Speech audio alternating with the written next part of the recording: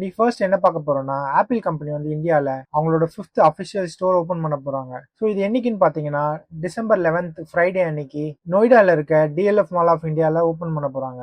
Apple company என்ன expect பண்றாங்கன்னா இந்த கேலண்டர் இயர்ல வந்து 15.5 மில்லியன் ஐபோன்ஸ் விற்க போறதாகவும் அண்ட் அவங்களோட வால்யூம் வந்து 10% ரீச் ஆக போறதா எக்ஸ்பெக்ட் பண்றாங்க.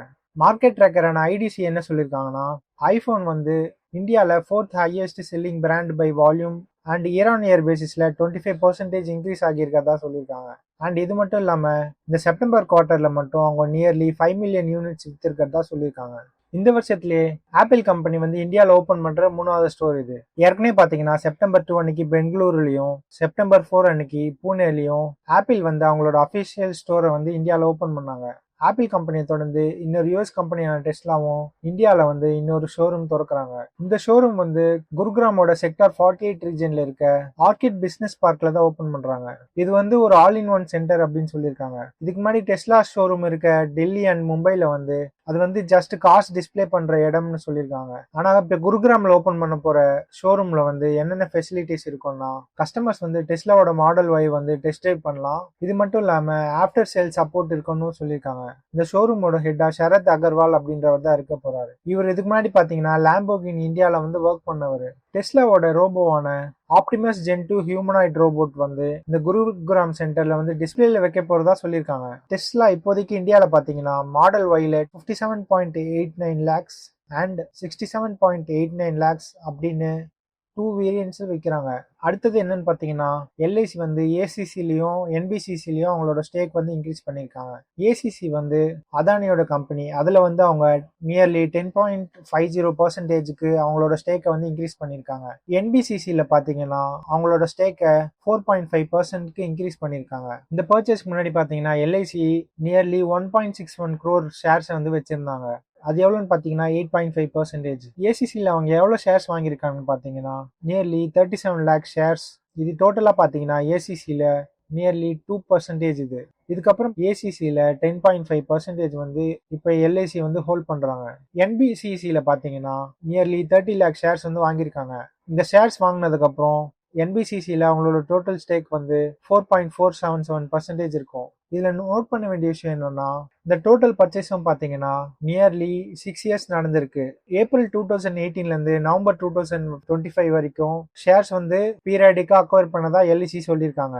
இல்லை அவங்க அடிஷ்னலாக என்ன சொல்லியிருக்காங்கன்னா ப்ரிஃபரன்ஷியல் அலாட்மெண்ட்டோ இல்லை ரைட்ஸ் இஷ்யூவோ அதுக்கப்புறமா ஆஃப் மார்க்கெட் டிரான்ஸ்ஃபர் பண்ணல அப்படின்னு சொல்லியிருக்காங்க. அடுத்தது வந்து டாடா பவர் அவங்களோட முந்த்ரா பிளான்ட்டை வந்து இந்த வருஷத்தோட எண்ட்ல வந்து ரீஸ்டார்ட் பண்ண போறதா சொல்லியிருக்காங்க. இந்த முந்த்ரா பவர் பிளான்ட் வந்து டாடா பவரோட பவர் ஜென்ரேஷன்ல நியர்லி 25% வந்து கான்ட்ரிபியூட் பண்ணுது. இந்த பவர் பிளான்ட் வந்து நியர்லி 5 ஸ்டேட்ஸ்க்கு வந்து எலக்ட்ரிசிட்டி சப்ளை பண்றாங்க. அது என்னென்னு பாத்தீங்கன்னா குஜராத், ராஜஸ்தான், ஹரியானா, மகாராஷ்டிரா அண்ட் பஞ்சாப். இந்த 4150 மெகாவாட்ஸ் தெர்மல் பவர் பிளான்ட் வந்து ஜூலைல இருந்து ஃபங்க்ஷன் ஆகாம இருக்கு. இது எதனாலன்னு பாத்தீங்கன்னா டாடா பவர் வந்து குஜராத் கவர்மெண்டோட பவர் பர்ச்சேஸ் அக்ரிமெண்ட் வந்து சைன் பண்ண போறாங்க. ஸோ இந்த பவர் பர்ச்சேஸ் அக்ரிமெண்ட்னா என்னன்னு பார்ப்போம். இப்போ பவர் பர்ச்சேஸ் பண்ற கவர்மெண்ட் வந்து எலக்ட்ரிசிட்டிக்கு ஃபிக்ஸ்டு பிரைஸை வந்து வச்சிருப்பாங்க. இந்த அக்ரிமெண்ட் முடிகிற வரைக்கும் அவங்க வந்து பவரோட பிரைஸை வந்து ஏற்றக்கூடாது. ஆனால் தெர்மல் பவர் பிளான்ட்டுக்கு வந்து ரா மெட்டீரியலான கோல் வந்து இன்டர்நேஷனல் மார்க்கெட்ல பிரைஸ் ஏறும் போதோ இறங்கும் போதோ அந்த பவர் பிளான்ட் வந்து அதுக்கேற்ற மாதிரி அவங்களோட எலக்ட்ரிசிட்டி பிரைசஸ் வந்து ரைஸ் பண்ணக்கூடாது.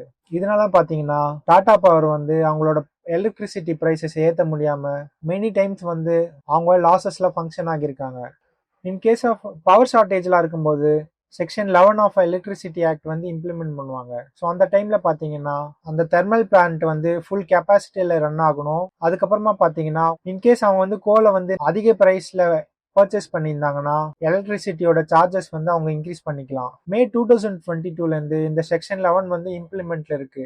இந்த செக்ஷன் 11 வந்து ஜூலை மந்த்க்கு அப்புறம் எக்ஸ்டெண்ட் பண்ணாததால டாடா பவரோட முந்த்ரா பிளான்ட் வந்து ஷட் டவுன் பண்ணிட்டாங்க. டாடா பவர் என்ன சொல்லியிருக்காங்கன்னா இயர் ஆன் இயர் பேசிஸ்ல செக்ஷன் 11 இம்ப்ளிமெண்ட் பண்றதுக்கு பதிலாக அவங்க வந்து பெர்மனன்ட் சொல்யூஷன் எதிர்பார்க்கறாங்க. அடுத்தது மாருதி சுசுகி வந்து 39,506 கிராண்ட் விட்டாராவை வந்து ரீகால் பண்ணியிருக்காங்க. ஃபியூல் இண்டிகேட்டர்லயும் ஸ்பீடோமீட்டர் அசம்பிளில இருக்க வார்னிங் லைட்ல வந்து மால் ஃபங்க்ஷன் ஆகிறதா சொல்லியிருக்காங்க. டிசம்பர் 9, 2024 ஏப்ரல் 29, 2025 வரைக்கும் மேனுஃபேக்சர் பண்ண கிராண்ட் விட்டாரா யூனிட்ஸ்ல தான் இந்த பிரச்சனை இருக்கிறதா சொல்லியிருக்காங்க. அடுத்ததா வந்து எலிலிலியோட மோஞ்சாரோ அப்படின்ற வெயிட் லாஸ் ட்ரக் வந்து இந்தியாவில் டாப் செல்லிங் மெடிசின் அப்படின்னு சொல்லியிருக்காங்க. வால்யூம் படி பார்க்கும்போது ஆகுமெண்டின் வந்து 5784 யூனிட்ஸ் வித்திருந்தாலும் பிரைசிங் காரணமா வெறும் 85 யூனிட்ஸ் வித்திருந்தாலும் அக்டோபர் மந்த்ல வந்து மோன்ஜாரோ தான் top selling weight loss medicine ஆகியிருக்கு. அனலிஸ்ட் என்ன சொல்லியிருக்காங்கன்னா, இந்த வெயிட் லாஸ் ட்ரக்கோட மார்க்கெட் வந்து $150 பில்லியன் வந்து இந்த டெக்கேட்குள்ள ரீச் ஆகும்னு சொல்லியிருக்காங்க. எலி லில்லியோட காம்படிட்டரான நோவா நார்டிஸ்க் வந்து ஜூன்ல லான்ச் பண்ணியிருந்த வீகோவியை விட எலி லில்லியோட மோன்ஜாரோ அப்படின்ற வெயிட் லாஸ் மெடிசின் வந்து டைஜஷனை ஸ்லோ பண்றதாவும் சுகர் லெவலை கண்ட்ரோல் பண்றதால பேஷண்ட்ஸ்க்கு வந்து பெட்டர் ரிசல்ட் இருக்கிறதா சொல்லியிருக்காங்க. அடுத்தது வந்து பிரைவேட் ஈக்விட்டி கம்பெனியான டிபிஜி வந்து டிசிஎஸோட டேட்டா சென்டர்ல இன்வெஸ்ட் பண்ண போறதா சொல்லியிருக்காங்க. டிசிஎஸோட சப்சிடரியான ஹைப்பர் வால்ட் ஏஐ டேட்டா சென்டர்ல நியர்லி 49% ஸ்டேக்கை 8820 crores வாங்க போறாங்க. ஸோ இந்த 49% ஸ்டேக்கை வந்து டிபிஜி வாங்கினதுக்கு அப்புறம் ரிமைனிங் இருக்க 51% ஸ்டேக்கை வந்து டிசிஎஸ் ஓன் பண்ணுவாங்க. டாடா பவர் லிமிடெடோட சப்சிடரியான டாடா பவர் ரெனியூவபிள் எனர்ஜி லிமிடெடோட ஹெட் தீபேஷ் நந்தா தான் இந்த ஹைப்பர் வால்ட் ஏஐ டேட்டா சென்டருக்கு வந்து ஹெட்டா இருப்பாங்கன்னு சொல்லியிருக்காங்க. இந்த இன்வெஸ்ட்மெண்ட் வந்து டாடா குரூப்ல டிபிஜி இன்வெஸ்ட் பண்ற ரெண்டாவது இன்வெஸ்ட்மெண்ட். ஏற்கனவே பாத்தீங்கன்னா அக்டோபர் 2021ல நியர்லி $1 பில்லியன் வந்து டாடா மோட்டார்ஸ்ல டிபிஜி குரூப் வந்து இன்வெஸ்ட் பண்ணியிருந்தாங்க. ஸோ வீடியோட லாஸ்ட் செக்மெண்ட் வந்துட்டோம். டிமார்ட்டோட லேட்டஸ்ட் ஆனுவல் ரிப்போர்ட்டான 2024-25 தான் நம்ம இப்ப பார்க்க போறோம். இதுல எந்த செக்மெண்ட்னா டிமார்ட்டோட ரெவன்யூ ஃப்ரம் ஆபரேஷன்ஸ். அவங்க டோட்டலா பாத்தீங்கன்னா ஃபைனான்சியல் 2024-25ல வந்து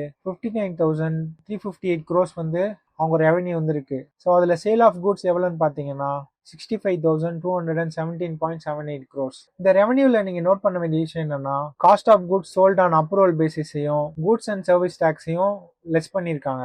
இதுல அந்த செகண்ட் செக்மெண்ட் என்னன்னு பாத்தீங்கன்னா sale of goods on approval basis. So இது என்னன்னா, இப்போ புது கஸ்டமர் வந்து டிமார்ட் கிட்ட இருந்து வாங்கும்போது அவங்க வந்து இனிஷியலா ஒரு 1000 குவான்டிட்டிஸ் ஆர்டர் பண்றாங்கன்னா அது வந்து ரெவன்யூவா இருந்தாலும் அவங்க வந்து ப்ராஃபிட்ல இதை மென்ஷன் பண்ண முடியாதுன்றதால அந்த குட்ஸ் சேல் பண்ண காஸ்ட்டை வந்து கம்மி பண்றாங்க. ஸோ அது எவ்வளோன்னு பாத்தீங்கன்னா சேல் ஆஃப் குட்ஸை வந்து 40 crores வித்திருந்தாலும் அதோட காஸ்ட் ஆஃப் மேனுஃபேக்சரிங் 33.85 crores வந்து லெஸ் பண்ணியிருக்காங்க. ஸோ லாஸ்ட் இயர் அவங்க சேல் பண்ணது பார்த்தீங்கன்னா 65,217 crores வந்து சேல் பண்ணியிருக்காங்க. 6,024 crores வந்து ஜிஎஸ்டியா வந்திருக்கு. ஸோ இந்த ஜிஎஸ்டி அமௌண்ட் வந்து கவர்மெண்ட்டுக்கு போக வேண்டிய அமௌண்ட்ன்றதால இந்த அமௌண்ட்டும் லெஸ் பண்ணியிருக்காங்க.